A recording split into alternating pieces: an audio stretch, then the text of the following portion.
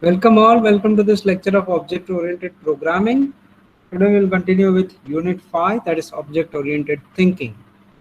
Okay, let me show the disclaimer, then I'll start the session.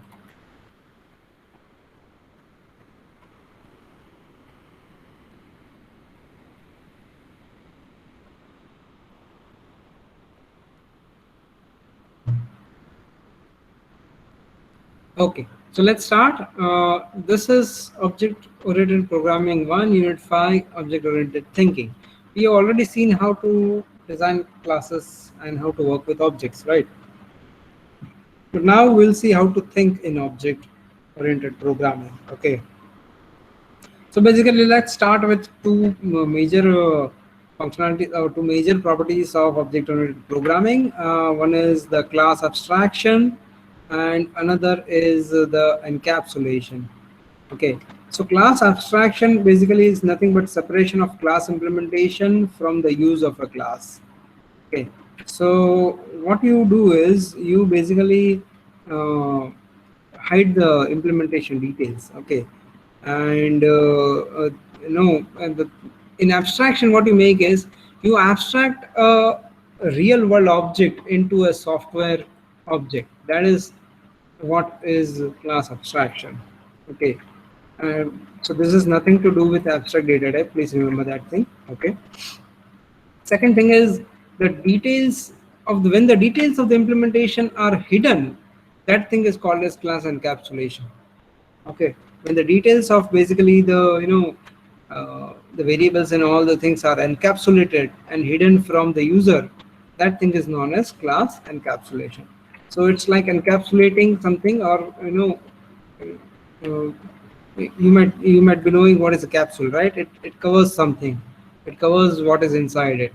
So here also in class encapsulation, it hides the information. How it hides the information? By making the variables private. Okay, and how can we allow the user to access it? By giving a public method. Okay, so for example, here you can, here the example is given that you can create a circle object and find the area of the circle without knowing how the area is computed. So the user does not know how this area is computed. Okay, user does not know how basically the area is computed. Okay, and for that, for this reason only, this data type, a class, is a data type which is also known as an abstract data type, ADT. Why abstract? Because it represents something that is not real world entity. Okay, so basically class implementation is like a black box which is hidden from the users or the clients. Okay, and class has a contract basically. This contract is nothing but the signature of the public methods and public constants. These are the things that are publicly available, any user can see, or any other class can use, right? And so other clients, other classes may use this contract through the public methods and public constants available. Okay, so that is a simple class abstraction. When you make a class for a particular real world object, the process that you follow is the process of class abstraction. For example, check this out. When we are thinking objects, the procedural paradigm focuses on designing methods, but in objects that's not the case. The object-oriented paradigm, it focuses on what? It focuses on data and methods together into the object, right? So for example, if you see over here, an example is given that here, see, I'll show you a simple example. Let's say this is a program that will calculate the BMI, okay, of a particular user. So what does it do? It scans, it uses the scanner object, okay, and it says input weight in kilogram, input the weight in form of a kilogram.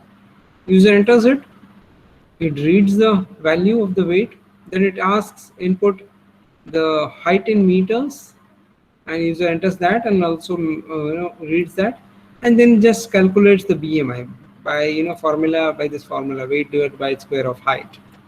And that's it says that this is the body mass index is this. Okay, that's what it does simply.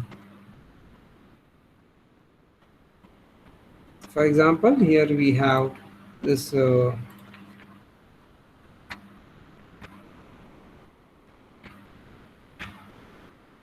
is the body mass index. Okay, we entered weight and height. Now see, now this is a program where it basically reads the values and just calculates and it gives it. That's it. And a method is made for that. Okay, so this is nothing but a simple procedural programming way. But if you want, basically to calculate BMI, you want to store that BMI object, you want to make the BMI as an object, and you want to store it as a BMI object for a particular person, you can do it like this. See, check this out. Here is a this is a BMI class. This class is called as BMI.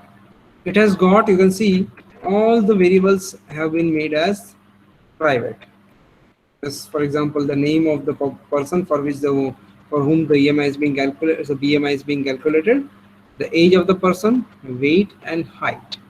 Okay, and then there are some publicly available static variables or constants, publicly available constants like kilograms per pound and meters per inch, right?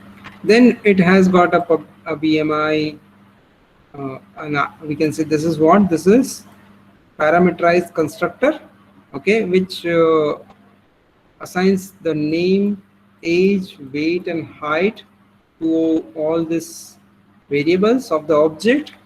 Okay, and if you don't assign the age, by default we assign the age to be 20. Okay, check this out. So this is overloaded constructor where the constructor name is same, but the number of parameters is different. Here we have 3 parameters, and here we have about 4 parameters. Here we have 4 parameters, and here we have 3 parameters. Okay, so, and what does this do? It indirectly calls this constructor only, constructor with the 4 parameters, by putting a default parameter of age to be value 20. Okay, then it has got a method called get BMI and get status. Okay, so the user calls this get status method to check what is the status. So in that, it indirectly calls get BMI.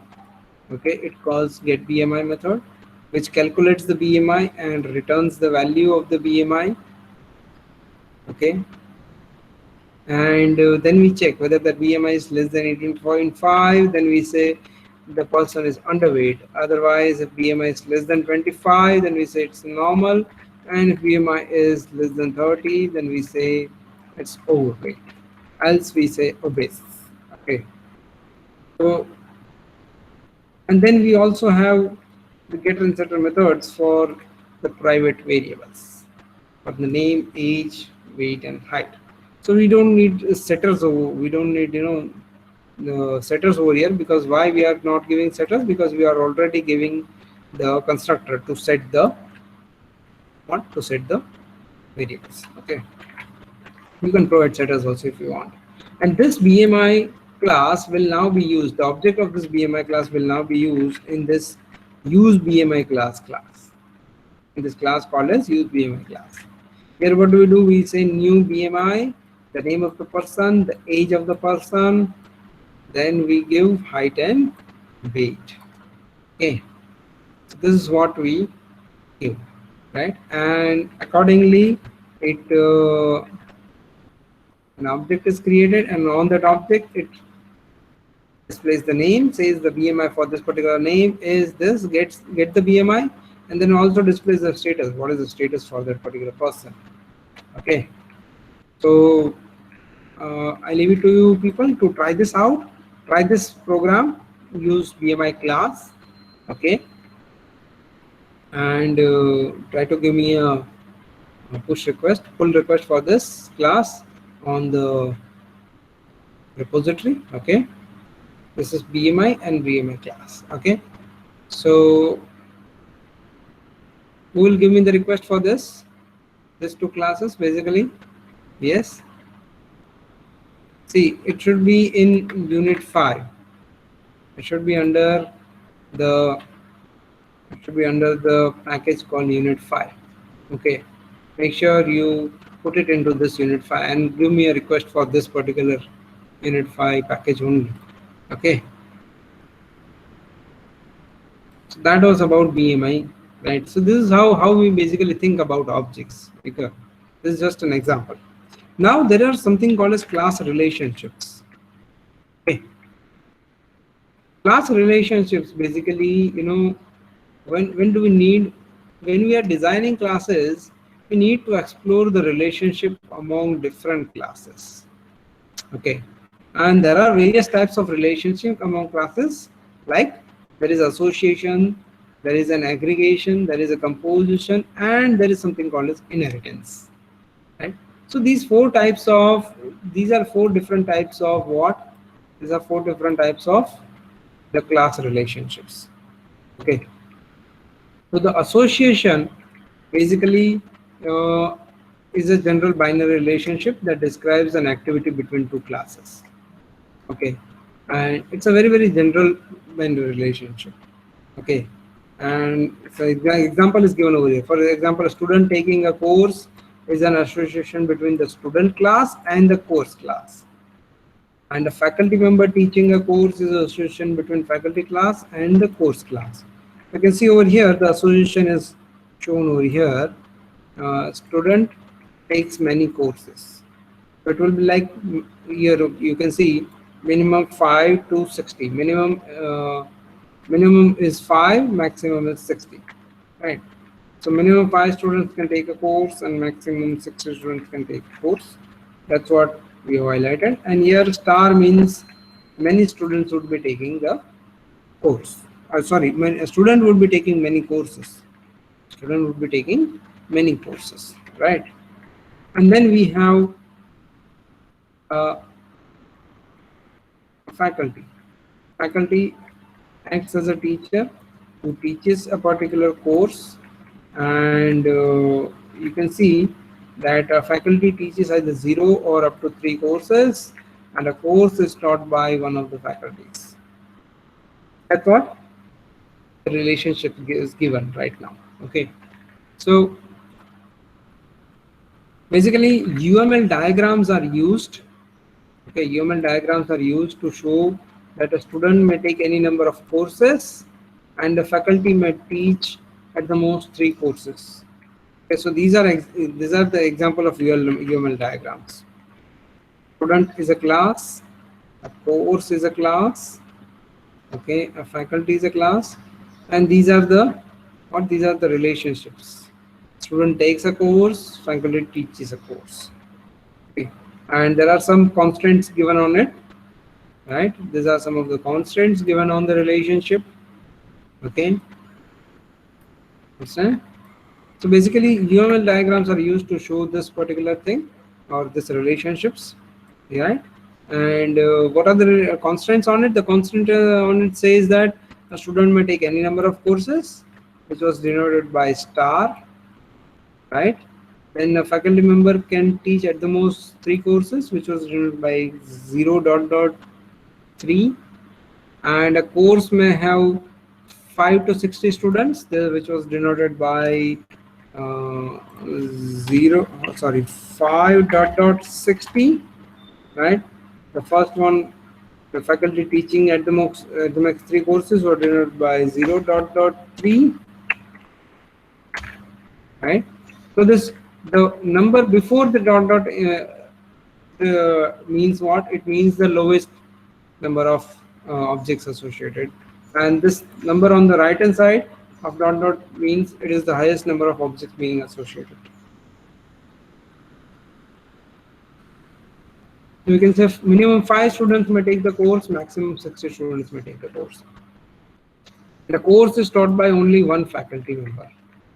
For that, only one was given over here. You can see these are the constraints that have been put, right? That which we are talking about right now. Then there is a solid line in between two classes with an optional label that describes the relationship, like take and teach. Okay, so this take and teach are the relationship names, and are represented by this solid lines. Okay. Then each relationship may have an optional small back triangle that indicates the direction of the relationship. Right now there is no such triangle over here. Okay, here the triangle is given over here, not on the line. So it means the this association is to be read in this way. Student takes a course. It's not like course is taken by students. Five, minimum 5 or maximum 60 students can take a course or take any number of courses. Similarly, this is being read from right to left. That is, our faculty, one faculty teaches 0 or up to 3 courses. Okay. So that is direction. Okay, in which you can read or in which you can interpret the relationship. Then there is a role name that describes the role it plays, a class that role plays. For example, faculty plays the role of teacher when the faculty is teaching a particular course. Okay, you can see that role has been defined over here. That has been written slightly on the right hand side of the relationship. It means it applies to this faculty class, okay, and not to the course class. Okay, and a multiplicity is defined, which can be a number of an interval that specifies how many classes objects are involved in each of the relationship, right? Like the star means unlimited number of objects, and m dot dot n means indicate a number of objects between m and end. So these are not, this is nothing but the multiplicity. What is this? This 5 dot dot 60, this star, this 0 dot dot 3, and this 1. These things are called as what? The multiplicity. So you can see multiple multiple concepts are shown in this single diagram. For example, this is the concept of what? Class. Okay, let me just type it.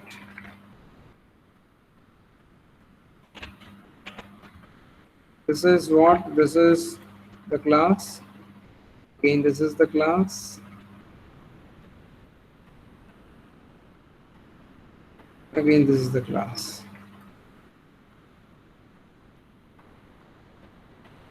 Okay, then we have what? Then we have the relationships or the relationship name.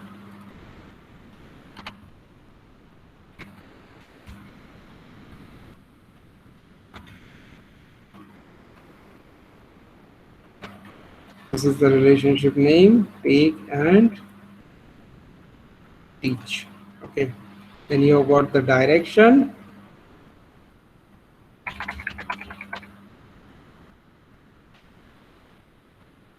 These are the directions. And you also have what? You also have the multiplicity. Okay, which is nothing but these things.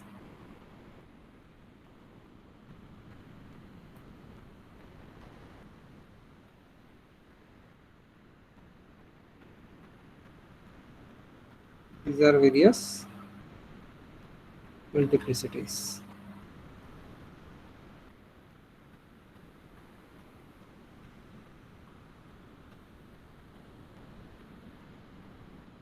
Okay, so you can see that various multiplicities, various concepts of UML diagram have been put in this diagram. And here, this is what? This is the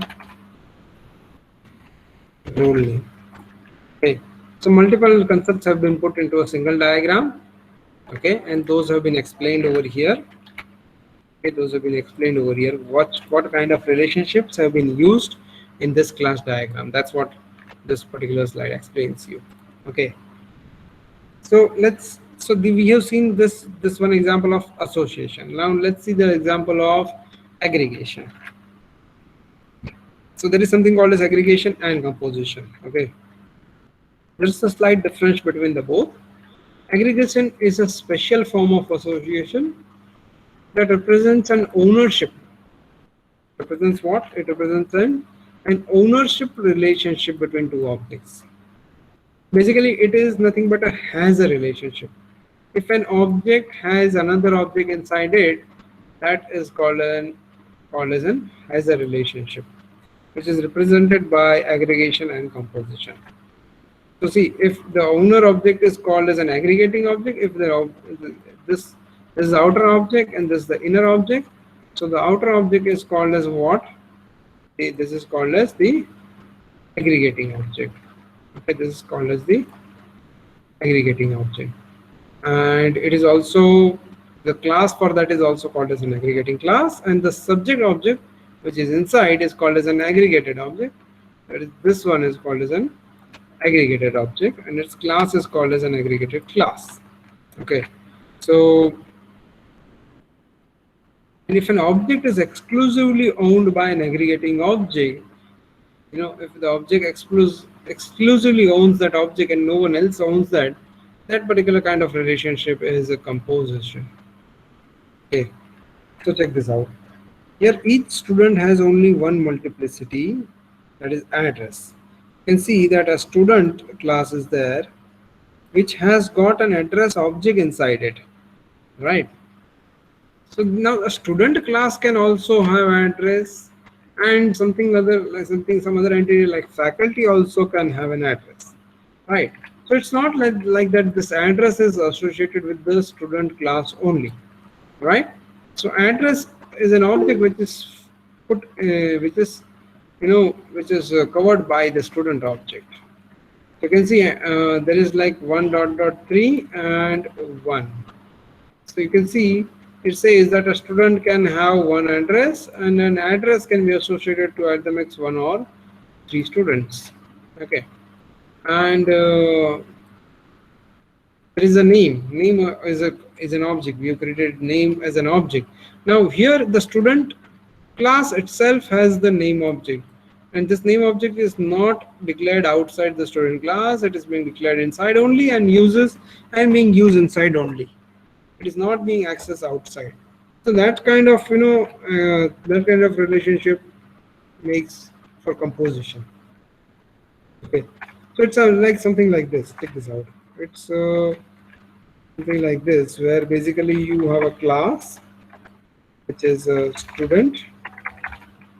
Okay, and inside this class you are using a name object, name n1. And you are also using an address object.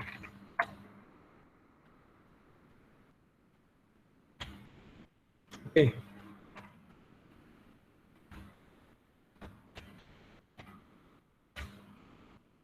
Something like this. Okay. And these two are classes. This name and address are classes. Now here, see here the difference is that this address class is accessible outside also. Address class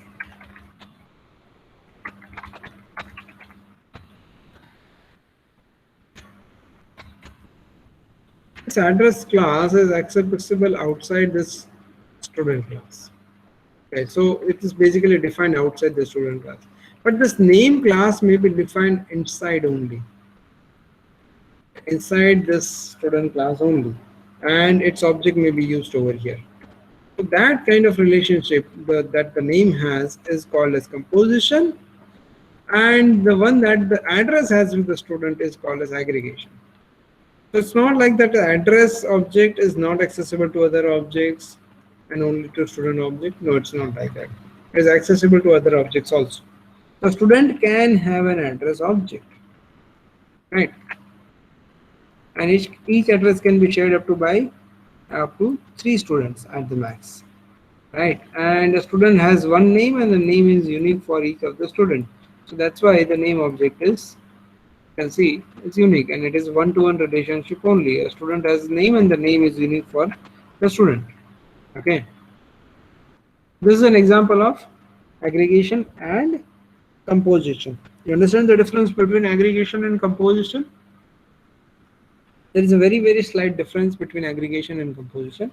You can see the aggregation notation of UML diagram is also shown by this hollow diamond. whereas the composition example is shown with the help of this field diamond. Okay, I hope you get the difference between both. If at all any doubt, please do let me know.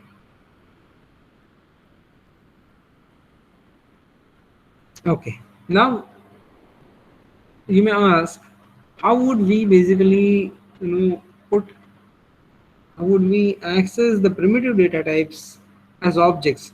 Suppose if we want everything to be as objects, then how do we put the primitive data type values to be as objects? Yes, this question might come to you, right? So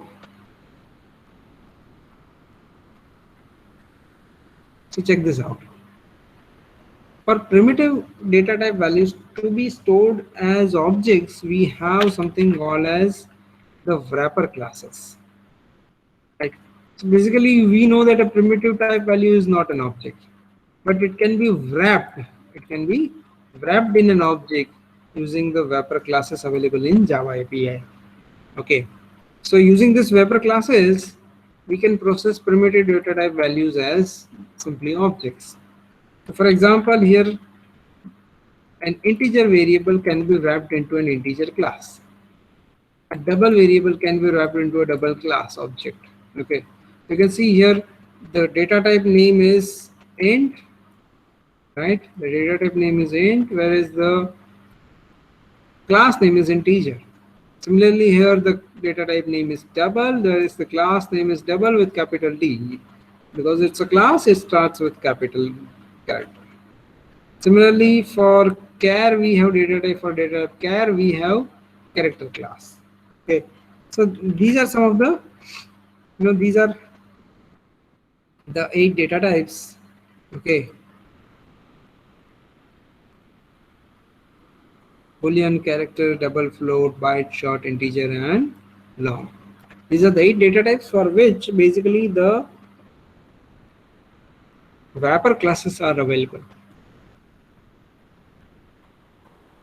Where are these available? These are available inside java.lang package. Okay, basically see, numeric wrapper classes are very similar to each other. Each of this class contains methods like double value, float value, int value, long value, short value, byte value. So basically these values will convert objects into primitive type values. It's not like once you have converted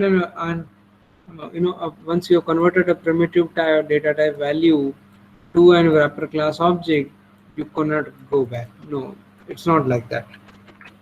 Check this out. This is an example where we have new double 12.14. Now see, this value is a double literal only. So when we put it inside new double, it wraps it into an object of type double. Although it's a simple value only, right? It wraps it into what? Into a double object, and then it says int value dot int value, which returns an integer value. This value is of data type int. Can even say double value, where you can get the double value with a decimal point. Okay, basically primitive data types are used for what? Primitive data types are basically can be used as wrapper objects. Okay, that's the aim over here.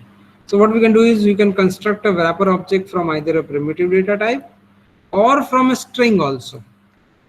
Okay, so for example, if we say new double 5.0, that's also okay. You will create a double object out of 5.0 double value, or you say new double 5.0 inside double quotes, that's also okay.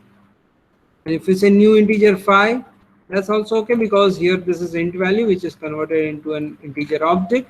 And if you say new integer in double quotes 5, that's also okay. Okay, so basically see, this wrapper classes don't have no argument constructor. Okay, these have argument based constructor only, parameterized constructor only, where we pass the parameter as either the value of the data type or the string representation of that particular value, and those things are converted into the that specific object of that particular wrapper class. That is one thing. They don't have no argument constructor. Second, instances of all wrapper classes are immutable. That means once the objects are created, their internal values cannot be changed. Right? So if you create a new double 5.0, something like this, you say that suppose you say that double t is equal to new double 5.5. What does this do? This creates the value 5.5 as a double number and wraps it into a kind of an object. This is a kind of T, which is kind of double type. This is an object.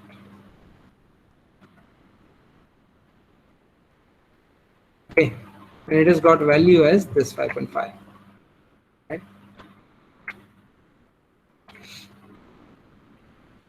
So these wrapper classes are immutable. Once these internal values are made, this cannot be changed. And each numeric wrapper class has a constant like max value and min value. Right? So when you say you want to print the maximum value, you can say integer dot max value. Otherwise, if you want to get float value, you can say float dot min value. Okay, check this out. This is how we do it. Let me create an example of wrapper example 1 of Java. This will have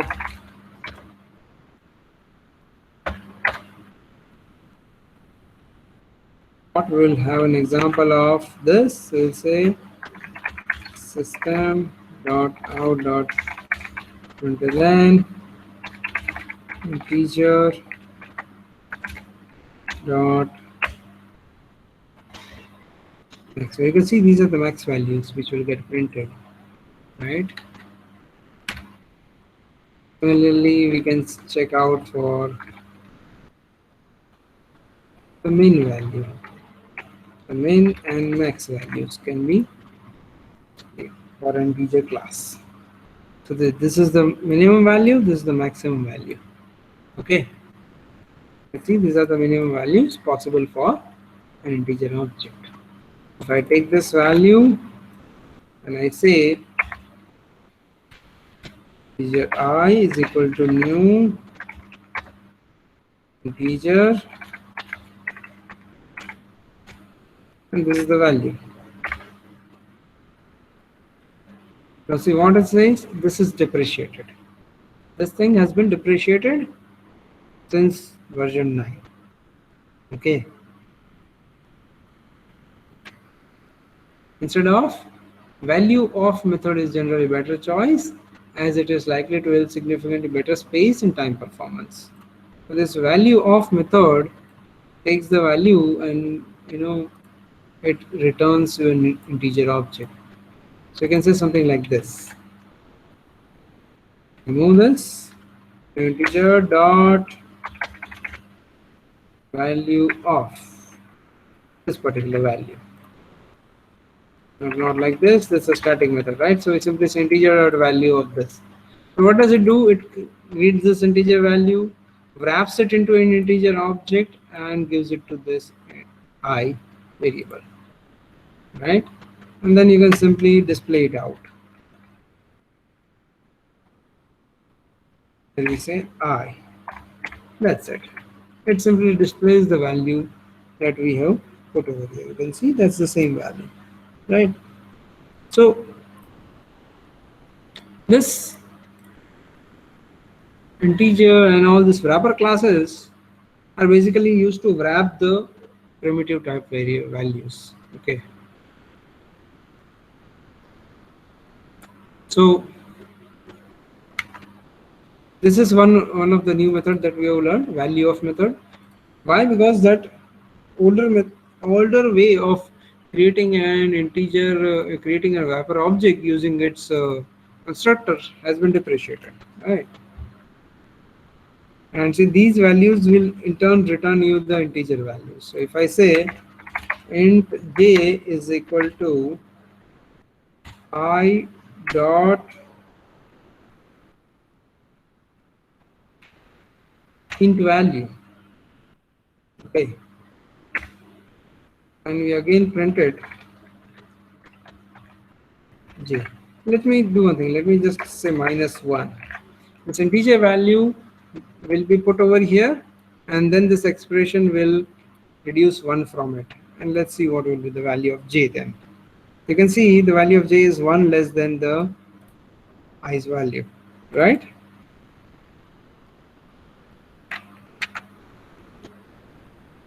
So this, in this way, we have also used this methods, int value and all this method. These are called as xxx value methods.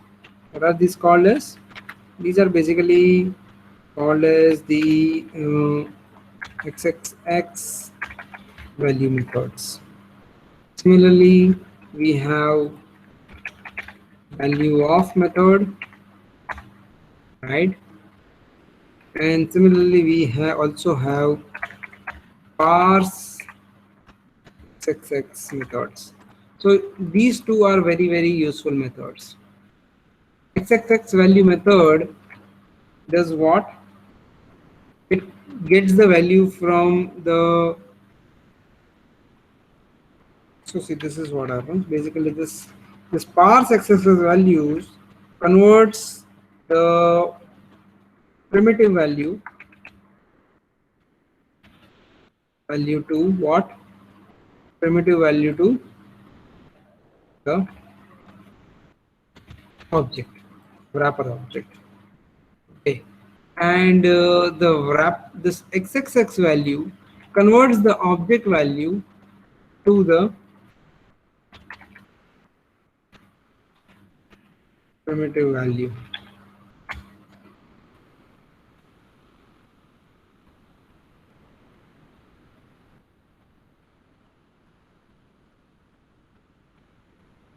From object you get primitive value using this xxx value, and from primitive value you get the object. It can be also a string value, not even primitive but also a string value. It can also be a string value. Okay, so it's something like this. Check it out. Something like this. Suppose you have a string.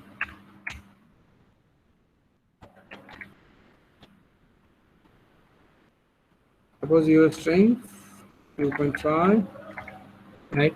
You convert it to the double value. How do you convert it to double value? With the help of what? Help of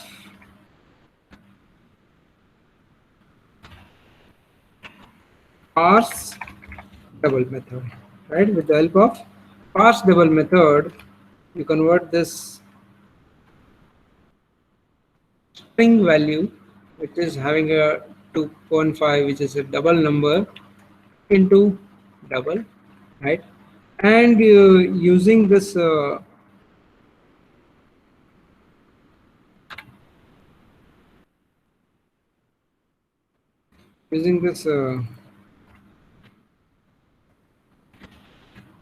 value of method, you get the actual double value.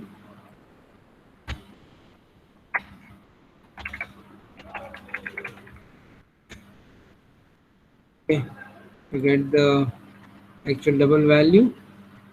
Okay, and if you want a specific value, sorry, value of basically does what? Value of converts it into, this is the latest way, right? This is the latest way. Sorry for that. So this value of converts the value into the object, right? We also have another way, that is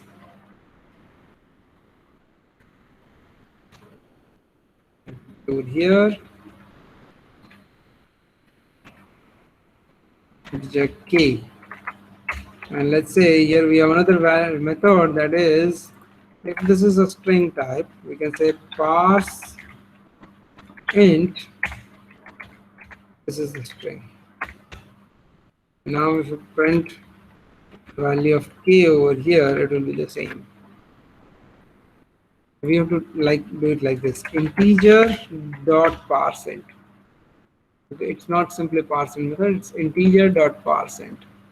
Similarly, we have integer dot what? Integer dot value of.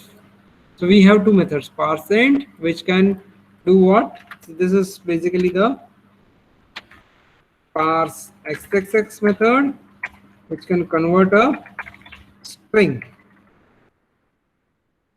Okay, which can convert a string into what? Into an integer object or into that type of object. And then we also have this value of method, okay, which basically converts the primitive value into the integer object.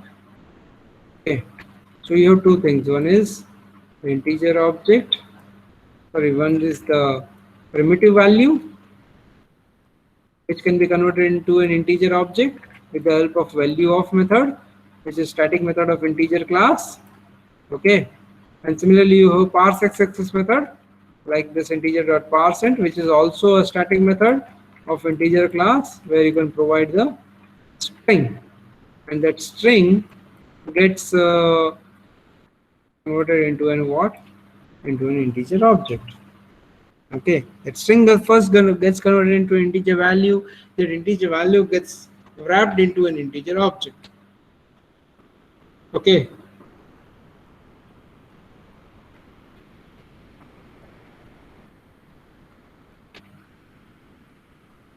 So we have this wrapper class. We now know how do we. So check this out. Now, how do we compare two wrapper objects? Using what? Using compare to method. We compare to, string. Basically, string class uses compare to method, right? And wrapper classes can also contain the compare to method for comparing two numbers that returns 1, 0, or -1. So 1 will be returned. You can see when we say new double 12.4, this will create a double object with 12.4 value, and we compare it to another double object that has 12.3 value. So it's by default it is something like this: 12.4 compare to 12.3. But now it returns 1, means this 12.4 is greater than 12.3. So you can see that's a positive result, right? And if the numbers are same, like here 12.3 and 12.3, then it returns what? It returns 0. And if the comparing number, calling number is less, that is like 12.3, we say new double 12.3 compared to new double 12.51, you can see the right hand side is greater, right? So it is something like this. We say 12.3 compared to what? 12.51. This returns what? -1. This returns -1. Why? Because the comparing object has lesser value than the compared object. Simple as that, right?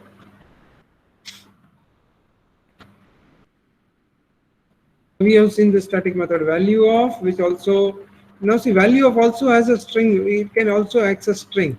It's not that it only gets the numeric value only. It can also get a string inside it. Okay, check this out: integer dot value of 12, integer dot double dot value of 12.4. Okay, so it's like parse xxx methods are also there, and value of methods are also there. Okay, and these are some of the parsing methods that we have that are available, like parse byte, parse short, So this methods are basically belonging to that particular class only. Whereas the difference between this parse and value of method is that this value of method belongs to each and every wrapper class. You can see double has also got value of integer, also has got value of, right, which can take a string. And the parse methods are specific to the classes. Like if you say parse byte, it is available only in byte class. And you say parse short, right? Similarly, we have parse int, then parse long, then we have parse float and parse double. So these are available in specific classes like parse double in double, parse float in float, parse long in long only, parse integer in integer only, parse short in short, parse byte in byte only. Okay. Now here we can also, there is a difference here. The major difference between this parse int value of is that here you can even supply a radix. For example, 2 for binary, 8 for octal, and 16 for hexadecimal. Suppose this is 1 1. You know that this is a binary number, so give the radix to be 2, which returns the number decimal number to be 3. Okay. Similarly, we have this 12, which is a number which is an octal. So here give the radix to be 8, which returns 10. Similarly, we have this. You can see this is decimal number itself. So here we give the radix 10. So it's integer parse int 13, 10. By default, it gives 13. Right.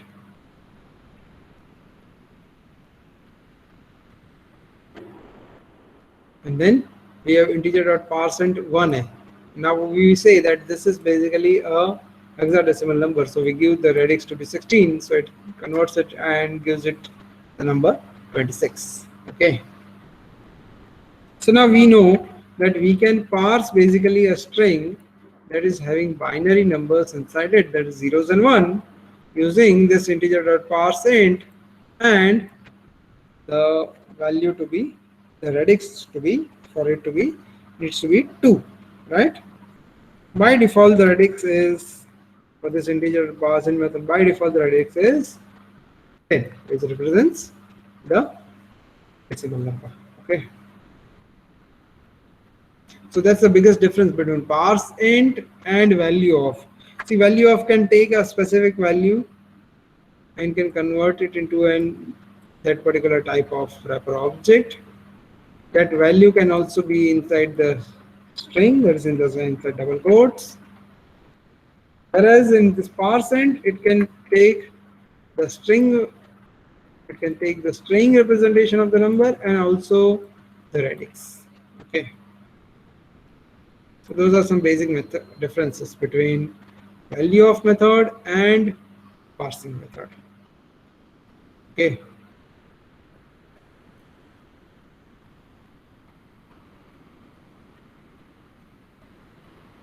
So we learned how many methods for this wrapper classes. First is the XXX value method. There's the double value, float value, int value, long value, short value, and byte value. You invoke any of these values on any of the any of the objects. Like if you have a double object, you say new double 12.4. On that you say int value, it will return you an integer value only, an integer only, not a double value. Okay. From an integer, you can even get a double value. So it returns the number with a decimal point. Okay. So these are XXX value methods that help you get the value into that particular primitive data type from the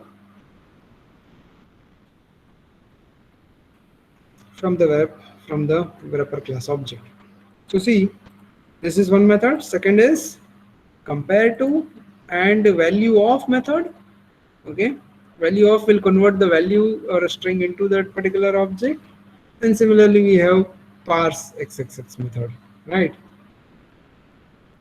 So see, these are some of the methods. If you have a value like this or something like this, you can use what? You can use the parse XXX method right? Or you can even use what? Value of method, okay, which will convert it into what? It will convert it into an, let's say, wrapper object. Okay. And through that wrapper object, you can get the specific value again back, right? By saying what? Saying xxx value, by calling xxx value method. It's a round journey. From the number, you go to the wrapper object, that is from primitive data type. Here we have what? Either primitive data type, or we have the string representation.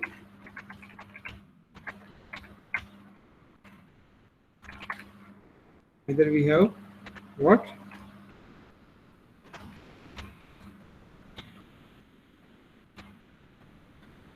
Either we have the primitive data type or the string representation, which can be converted into a wrapper object. Okay, using what? Parse xxx or value of methods, right? And the wrapper object can again be converted into that particular primitive data type value. There is nothing but the primitive data type value, right? And using what? XXX value methods. You can even get it like this. You can even get it like this. So let's say, for example, this is an example of what? This is an example of int value. So get this. And suppose you want what? You also want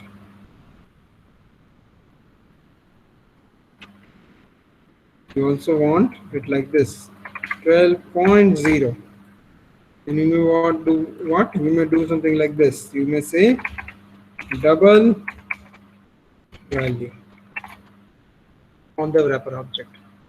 Okay, so this is how you can convert a string representation or a numeric data type, primitive data type value into wrapper object, and back from wrapper object to the same primitive data type value. Okay, so you see, obviously this value will be stored differently in the memory, this value will be stored differently in the memory, the wrapper object itself will be stored differently in the memory. Okay, so that's the difference between storing a simple primitive data type value and the wrapper object value. Okay, so I think that's it for today. In next session we will see automatic conversion between primitive data types and wrapper class types. There is something called as unboxing and autoboxing or auto unboxing. Okay, we'll see that later on in next session. Okay, fine, that's it for today. If at all in doubt, please do let me know.